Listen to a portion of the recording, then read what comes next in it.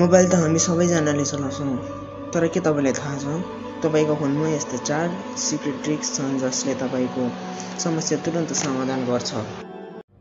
Number 1, जब balance सकिन्छ।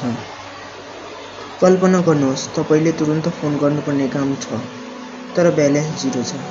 NTC वा एनसेलमा दुवैमा *100# डायल गर्नुहोस्। लोन सर्भिस एक्टिभ हुन्छ अनि तपाईँ तुरुन्त कल गर्न सक्नुहुन्छ। नम्बर 2, जब व्हाट्सएपमा मेसेज आउँछ। व्हाट्सएपमा मेसेज आयो, पढ्न मन छ तर पठाउनेलाई थाहा होस् भन्ने चाहिँ छैन भने सिधै एयरप्लेन मोड अन गर्नुहोस्। मेसेज पढ्नुहोस्, एप बन्द गरेर एयरप्लेन मोड अफ गर्नुहोस्। अब तपाईँले पढ्नुभयो तर उसलाई थाहा हुँदैन। नम्बर 3, जब एप वा वेबसाइट ब्लक हुन्छ। कतिपय एप्स वा वेबसाइट नेपालमै ब्लक हुन्छन्, तर VPN बिना पनि खोल्न सकिन्छ।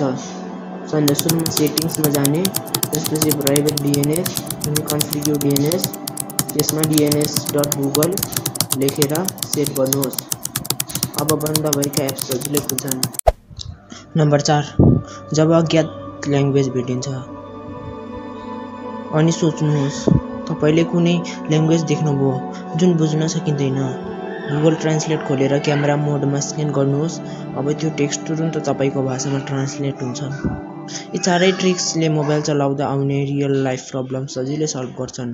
अब तपाईँ कुन ट्रिक अझै ट्राई गर्न सोच्दै हुनुहुन्छ कमेन्टमा लेख्नुहोस्।